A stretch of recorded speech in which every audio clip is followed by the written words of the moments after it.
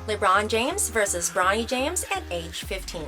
There's no doubt LeBron James is the greatest prep-to-pro player of all time. He was so good in high school that he first became a pretty well-known household name at the age of 15. His high school games would get broadcast on national television, and for the most part, he lived up the hype. His soaring jams delighted fans and began to build what might be the largest fan base any player has ever had. No player since has been so hyped, nor has any player since been good enough to eclipse LeBron as a prep player. One player making a very real challenge, however, is LeBron's own son, Bronny James. Can he be better than his father? How great is he in comparison? What is the ceiling? We'll look at all of that in this video, but first, please subscribe to our channel and please comment and like after viewing. Ranking tells one side. LeBron may not have played in college, but that doesn't mean he didn't have a prospective ranking in his recruiting class. When LeBron was in high school, players could still jump straight to the NBA. Despite this, all prospects got ranked regardless of whether or not it was a foregone conclusion they were declaring for the NBA draft. LeBron may have been the no-brainer, soon-to-be #1 overall draft pick for the NBA, but he was also the #1 player in his recruiting class. The margin between him and #2, Luol Deng, wasn't close either. LeBron had long been the top prospect in his class. His dominance and rise to prominence started early. He was just a freshman at the age of 15. Still, he was no role player. He starred on a great team.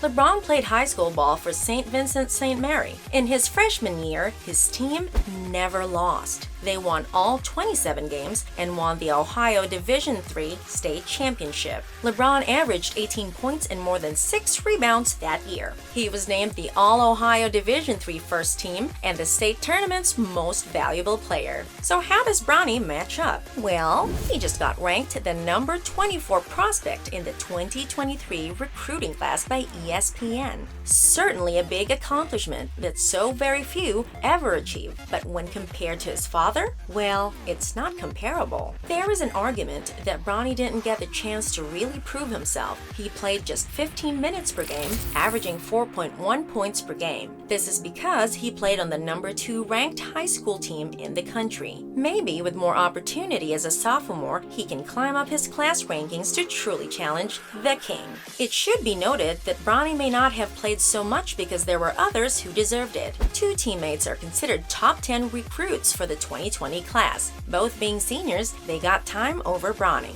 Despite this, Bronny was used more at the end of the season. In the regional championship, he actually closed out on the game despite it being a one-possession game.